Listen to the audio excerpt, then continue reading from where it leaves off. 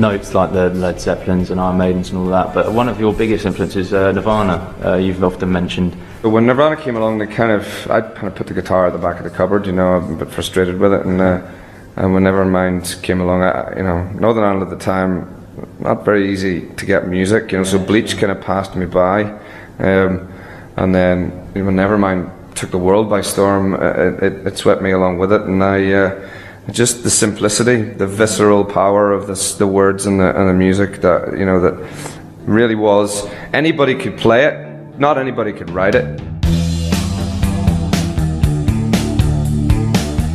And what was it like with, I remember at the V Festival, you were next on to Foo Fighters, and yeah. Dave Grohl ran on stage, gave you a big hug. What was that like? I didn't realise that he was watching, so when I mentioned him, I never thought he was actually standing behind me, you know. So I said, you know, look, I'd like to. Foo Fighters are up next, everyone. And I said, look, you know, Nirvana meant so much to me, and he walked out onto the stage, and there was this big, massive roar, but I just thought it was like Nirvana meant so much to me, and people going, hey, and I thought, oh, that's pretty cool. I mean, but they mean a lot to you as well. And then I turned around, and Dave Grohl is standing behind me and gives me a big hug and a big cheesy grin, like he has always. I watched from the side of his stage, and he dedicated a song to me, but I'm not sure whether you'll have to bleep this out, but he went, "This one's for you, mother."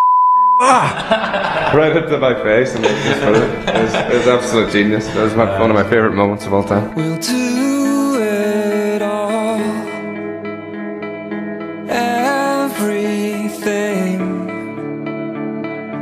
on our own.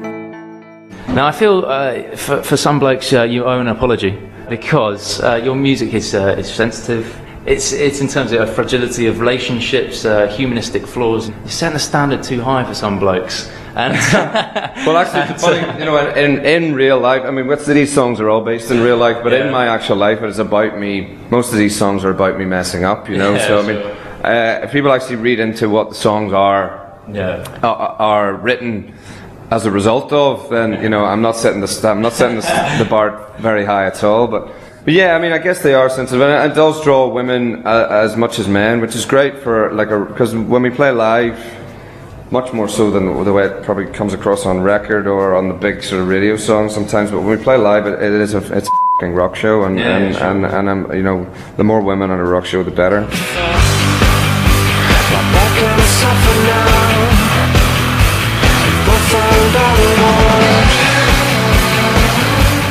I mean, jumping up and down and interacting with people and screaming and shouting and clapping your hands is amazing, but I always hated the kind of punching and moshing and biting and headbutting, and that pissed me off, you know, because I was always kind of a weak child. And if I went to a gig like that, which I did quite a lot, I saw the Rollins Band one time and came home with a black eye, and my mother was just like, "You're never going out again."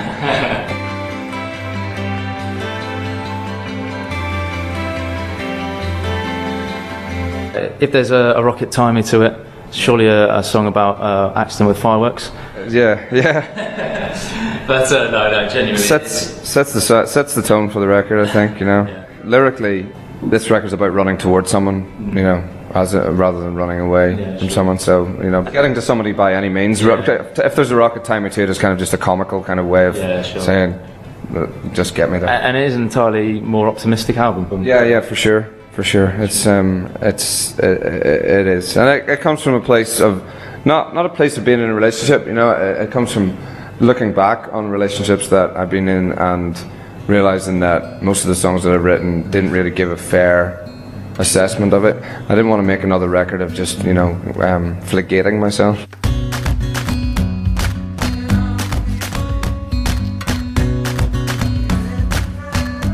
My favourite bits of the album are the more experimental ones, like the Golden Floor. Yeah. Is that something you think will be more in terms of your future sound? Is it you go that way? Yeah, I think the next record is going to take people by surprise. I think the next single is definitely going to take people by surprise. They are going to either freak out and go, "That's amazing," or they're going to go, "That is awful. Why did they ever do that?" But I'm glad whatever reaction people have to it, as long as they have a reaction, you know, like a strong reaction. If it's throwing rocks at me in the street, that's fine. Well, no, it's not fine, but I mean it's provoking. You know, we've been in this guitarish place for 15 years now, and well, people will understand when they hear it. Sure. I'm not afraid of anything, even time. It'll leak away and everything will be fine. You mentioned the studio earlier. Are you planning the new album already, or is it just a single? The next single, Yeah. Which isn't on the album, which will be on an album that'll be out later this year. Okay, cool.